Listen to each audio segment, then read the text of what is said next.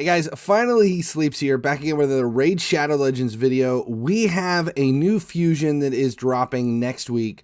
For this episode of This Weekend Raid Shadow Legends, we're going to take a look at the fusion, talk about ending out community weeks, what we have left, determine whether or not this fusion is worth going for, and what else is on the horizon starting next week. Appreciate you guys hanging out with me today. Make sure you subscribe here on the channel if you haven't already. It does make a big difference here for the Raid Shadow Legends videos. And if you click that notification button, you'll be notified whenever any new video posts. Appreciate you doing that. It does make a big difference for me here. So this is the new fusion. It is dropping Monday. His name is, what is it? It's Ishiyama the Immovable. He's Shadowkin's faction, obviously. He's got that samurai look to him. He looks like he's been rode hard and put away wet pretty severely. He does have this set of flaming balls that he gets to spin around. I'm not even going to go there for that one, but he is an HP-based champ. Let's take a look at his breakdown so we can learn more about him. He is... let's see, he's spirit-based HP. HP champs are a mixed bag because I would much prefer a defense champ than an HP champ. HP champs kind of are a little bit of a one-sided coin on this because you can build them with a ton of HP, which is great because they have a lot more life. They can stick around a little bit longer, but as far as damage goes, it's a little bit more difficult because you can't buff their damage. There's no way to increase your HP during it. You can't increase HP. There's no buff for that. It's not an increase attack, increase defense. But at the same time, you can't decrease HP with a debuff, but you can decrease HP just by kicking the shit out of them. So it's kind of a, I don't know. I tend to kind of shy away from the HP champs just because of that. I would much prefer to build a defense champ or an attack champ and then usually a support champ. So of all the types, HP is my least favorite. Let's take a look at it though. There is some stuff here it's sort of unique. They're kind of building him as a player versus player champ. He's specifically designed for arena, and every time they come out with these like arena champs, with a few exceptions, obviously, let's say Captain Jack Sparrow was Armand's. That was definitely an exception. He is an arena champ, hands down. He dominates in the arena. This is not Captain Jack Sparrow. Attacks one enemy 2 times on his A1 Burning Comet. Each hit transfers a random debuff from this champion to the target. So you're sending a debuff away. If this champion is under any debuffs when attacked, counterattacks with this skill. So if he's got a debuff on him and he gets hit, it's an automatic counterattack. It's not a passive. It's just a passive component to his A1, but he has to have a debuff on for it to work. It's kind of cool. Let's see, A2 attacks all enemies, so it's an AoE, 75% chance of placing a fear debuff, a 25% decrease crit damage, and a 30% decrease crit rate on all enemies for 2 turns. These debuffs cannot be resisted by enemies who are already under 2 or more debuffs. 4 turn, fully booked drops it to a 3 turn, and fully booked also takes that 75% chance up to 100% chance. Now that's the one skill that he brings that is going to make him viable for some players, especially in like lower and mid-tier arena. Just breaking that down, if you're building champions and you're trying to build an attack champion with a lot of damage, you want him to be like a one-hitter, you're going to build his crit rate to about 100%, and you're going to stack the crap out of his crit damage. This is how we build him. Nobody builds their crit rate to 130. And you know how effective it is. If you have like 85% crit rate, it feels like that champ just doesn't hit. You always get hit with that 15% of where it's just not, it's always a weak hit. So imagine something that you can do to them where it automatically takes everybody on their team and drops them to 70% crit rate. That's actually a pretty, that's pretty important for Arena. And I think this is the skill that they're trying to kind of, they're basing everything off of this calculated volley. And it's an AoE. So everyone on the other team is, and if they have 2 or more debuffs on them already, this is going to land. These debuffs cannot be resisted if they already have it. So is that skill enough to make this guy and his flaming balls worth it? Let's see. Is A3 is a one hit, one enemy, ignores 25% of the target's defense, will ignore 50% of the target's defense instead if the target is under 2 or more debuffs. So a lot of this comes down to are you able to land debuffs on the other team?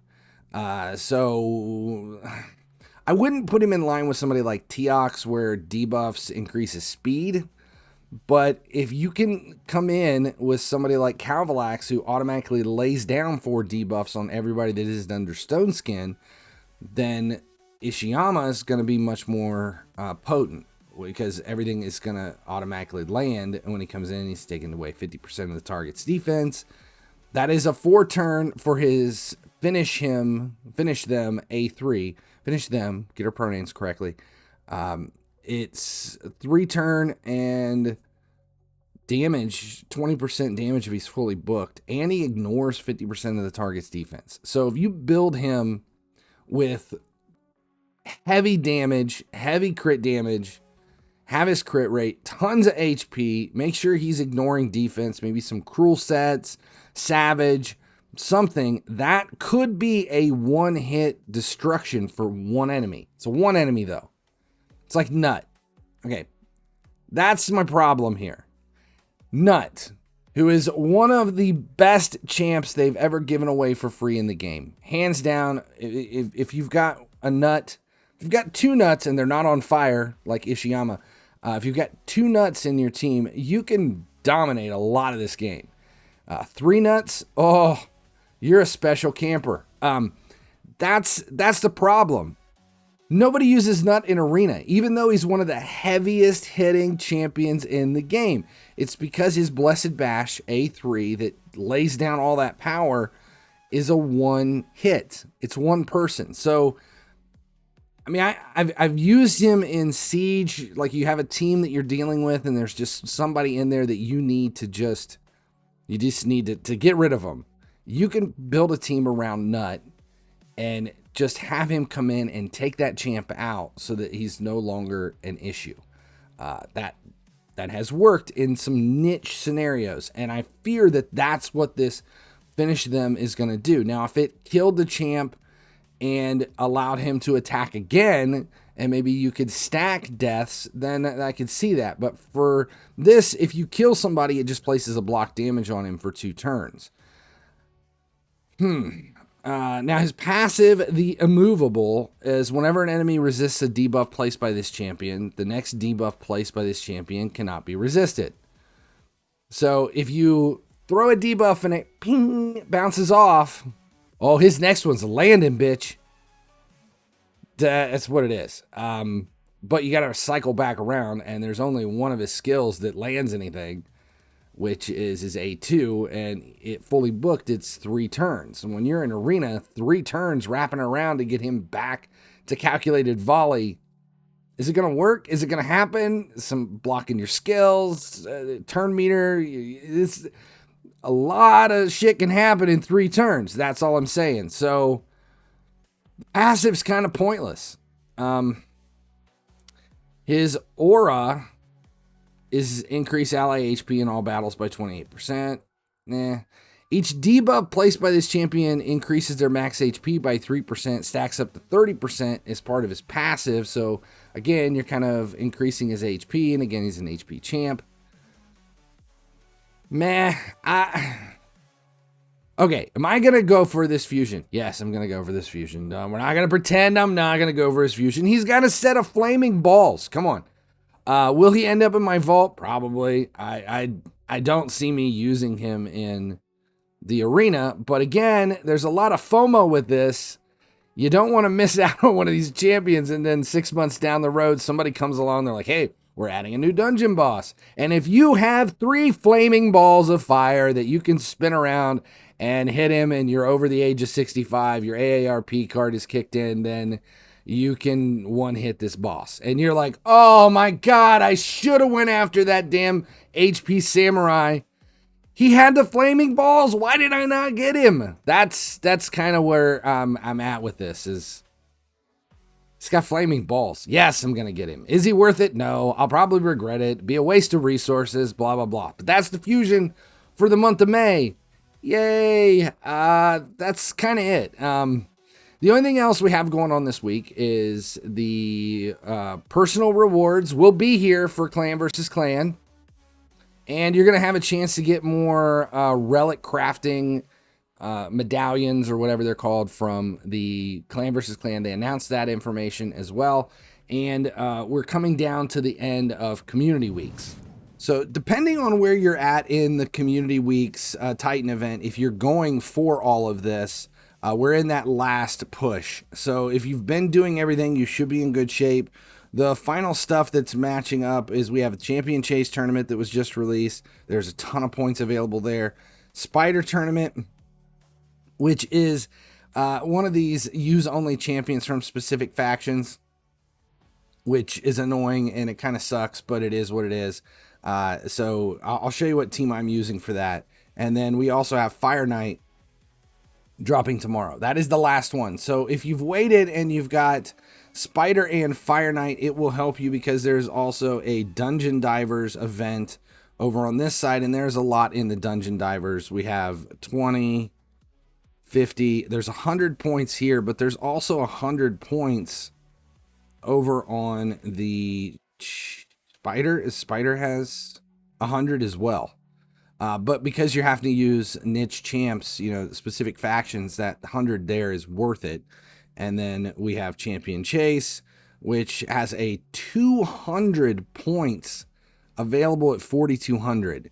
That's going to suck if you have to go all the way up there. But again, this is a chase and not a summon rush. So if you've been sitting on some champs like me and you have some fragments to be able to claim, if you've Lamassu, Vassals, I've got sitting there, I can claim both of those. They're both, it's a Void and a Force. Let's see what kind of points we would get out of that. So champions, let's do, they're both legendary, Void. So it's 1150 for those two. 1150 towards the 4,200. That's a long way off. It's a lot of champs that you're going to have to claim for this if you're going for that 200 points. Do I even need it? Let's say if we skip the 200, there's 50 here. I've got 100 in Spider, so that's 150. Fire Knight, let's say Fire Knight has 30. We'll go real conservative. That's 180. The Fusion warm-up event still has 20, so we're up to 200. And then Dungeon Divers has 220, 250, 300. And I am over. See, I think I'm going to skip that second half of the Champ Chase. I don't think I'll need it. I think I'll be okay and still be able to claim Artur's Split Soul. Whether or not I'll even use that, I don't know. There's a lot of this game for me is about just doing it to do it rather than, you know, making the most of my resources. I just do this stuff because there's no reason not to. We also have boosted summons here. The Ancients have a big deal. We have targeted here is we're targeting Blade Chorister Caldor, legendary attack champ from Sylvan Watchers. He looks pretty pissed off. That is a giant chest. Like, he looks down, all he sees is tit. Like, I mean, that is a barrel chest if you look at it. Like, my head's on the back of my neck. What does he have? A1, AoE, stun, ignores 20% targets, resist for each continuous heal. So we know continuous heal's coming. Select a target. Target is enemy. Decreases the duration of all buffs on the enemy by 1 turn. Places a poison for 2 turns and an additional poison for 2 turns for each continuous heal on this champ. Then these debuffs cannot be resisted. Target is an ally, so you can target an enemy or an ally. And then we got perfect veil, continuous heal. It's good. And he is a Sylvan Watcher's Unity. Oh, he's got some stuff. Let's see. Poison. There's some decent stuff going on with him. I don't know if this is somebody that I would really go all in for. I don't have a whole lot of Sylvan Watchers that are in like the top end of my team, so I'm not sure I would worry too much about that. But it also is a 2 times chance for, has a 10 times chance for him, but we're also on a 2 times for legendary, so it's a 1% chance, a 1 in 100 legendaries here. Now a message from our newest sponsor, Aptoide. Here's your chance for a secret promo code in Raid. To get started, use my link to download Aptoide on your PC or Android device and install or update Raid Shadow Legends. For a limited time right now, this will also earn you bonus resources inside the game. What is Aptoide? That's easy. Aptoide is an alternative Android app store that is partnered with Raid to give you more for your hard-earned cash. Next, you'll need to install the APTOIDE Wallet, which is 100% fast and safe. Before you make a purchase, use my promo code SLEEP to receive an extra bonus of up to 25% in all your purchases in Raid. It's that easy. I don't know. We always do it. Let's open 5. Let's see what we get. We'll open 5 of these things just to see. And then I'll show you my faction-based spider team. So Skink. Another rare. Hell Freak.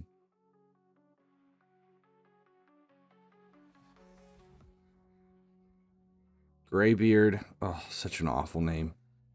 And, ooh, who is it? Hoskirl. One more. At least we're getting points. 250 for the epic. And Renouncer. Okay, so no good. And last but not least, let's go check out the dungeons. I will show you the Spider 20 team. Here's the team I've got set up for this, using those first 4 factions. And the way it runs is I've got Arbiter coming in. She lays down her A1, which weakens everybody. Then I have Farrakhan the Fat coming down. He decreases defense, and then his second time around brings his ally attack. We've got Orthorion, Septimus, and Royal Guard just there for damage. And if the RNG doesn't get in the way, it runs pretty fast. It's a sub 50-second team, which, I mean, it's Spider. We're not looking for anything huge. As long as we can get everybody to land their debuffs, it runs pretty quick. So we've got weakened down, then we have decreased defense. Giant Killer comes in, and then Arthurian with his hits. And takedown, not quite enough to do it. I think if I could adjust some of the damage on this and maybe go through and try to possibly push some of their stats a little bit, I could get it to run through once. I needed to go through and finish every time before the spider can regenerate. And it's running that about 50% of the time. It takes him out with under a minute before that happens. And I really need somebody who could reset the skills, because if I could just get takedown out of Royal Guard again, but 58 seconds, it's under a minute, it's running at 100%. I haven't had any problems with it. So if you're looking for a team to get those points for Titan event, hope that helps. That's it. I'm Finally He Sleeps. Appreciate you guys hanging out today. Make sure to subscribe here on the channel. It does make a difference. As long as you guys keep showing up, I'll keep making videos. Finally he sleeps, finally he dreams in a